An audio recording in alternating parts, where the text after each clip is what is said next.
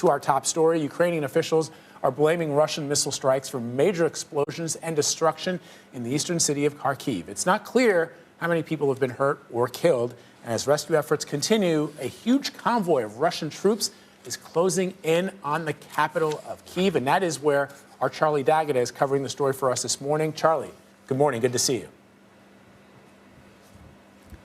Good morning to you, Vlad. President Vladimir Zelensky has called that strike against Kharkiv a war crime, calling it state terrorism on the part of Russia, and saying that the defense of the capital is now the key priority for Ukraine.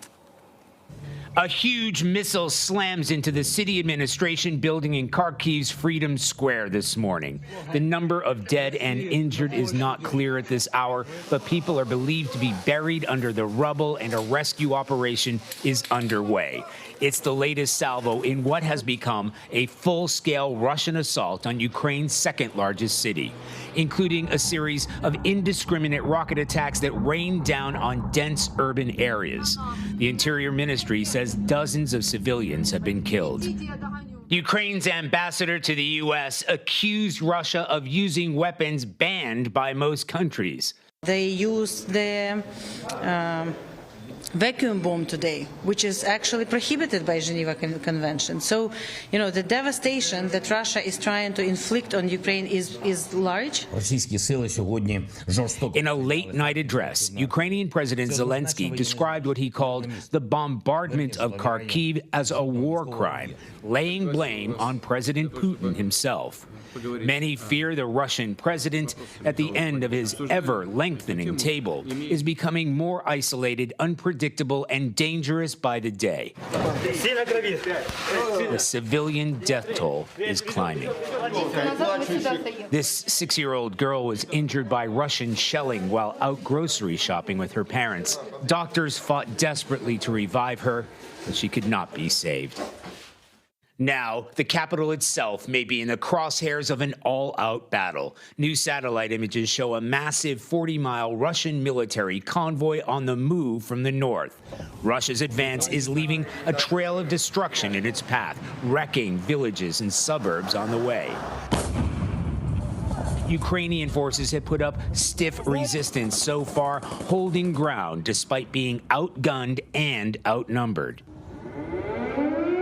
But the real test lies ahead as the war enters a dangerous new phase, and this city of more than 3 million people braces for the battle to come.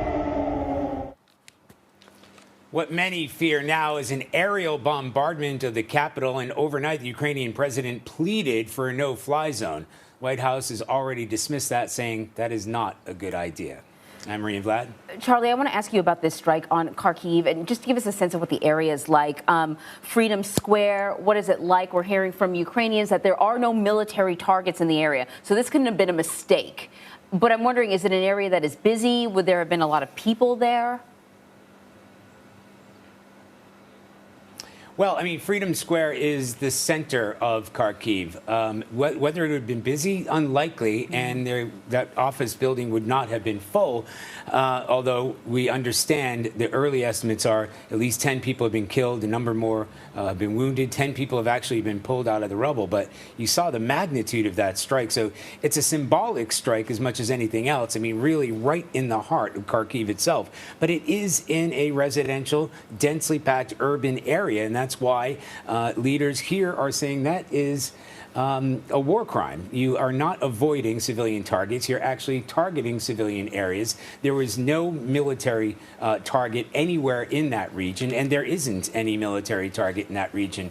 However, you have to know that, you know, government buildings aren't necessarily off limits in terms of targeting. This is all about demilitarizing Ukraine, and certainly here we avoid any government buildings or anything like that that you saw in Freedom Square. Now, in terms of how many people are out, you have to remember, Anne-Marie, for the past couple of days, that place has been coming under huge, heavy bombardment, and they've been given the same warnings that we've been given here. That is, stay indoors unless you have to get out. And if you have to go out, get out and come back as quickly as you can. A lot of people are hanging out now 24 hours a day in some of these bomb shelters. Well, not bomb shelters, but subway stations turned into into bomb shelters, but get down into your basements because these attacks could come any time, and they could be anywhere. So not nearly as busy as it would have been. And because of the bombardment that's been taking place in Kharkiv, the place is surrounded for the past 48 hours or so. You would have thought that most of the people were staying indoors and trying to avoid it, but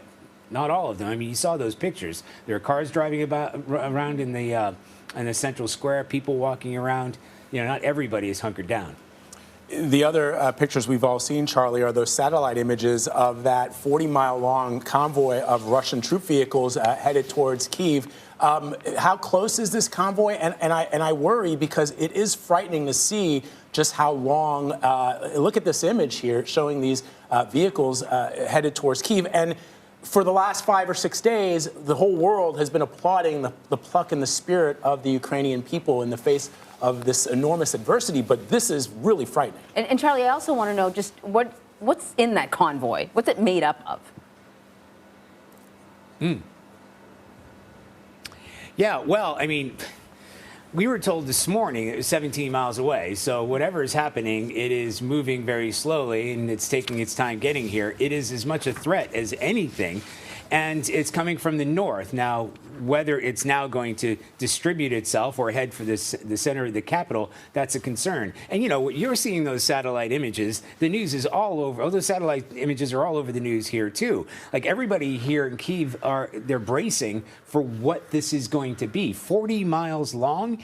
In terms of what it is from the images that we can make out, and experts have said, you've got tanks in there, you've got armored personnel carrier, you've got logistics, you've got resupply, essentially everything that you would need to launch an invasion of a certain magnitude. 40 miles long. So that's the real question. But as you said, the Ukrainian forces have been able to hold them off. And you've also seen these images where they've been hitting these convoys, nothing near the magnitude or size of what we're talking about that's headed here. And they've had great success in stopping some of these Russian convoys in their tracks, including Kharkiv. You know, the push is on in Kharkiv. It's the country's second largest city, but it hasn't fallen to the Russians. So they're putting up the good fight there. The vast majority of defenses, as we understand it, and as the president said, the main concern now is to defend the capital, will have pulled back in order to defend the capital. So where is that convoy going? Is it going to spread out? I mean, it's obvious. It's an obvious target. What does the Ukrainian military have in terms of taking that convoy on? What kind of air suppression or support do the Russians have for that convoy to continue, you know, uninterrupted?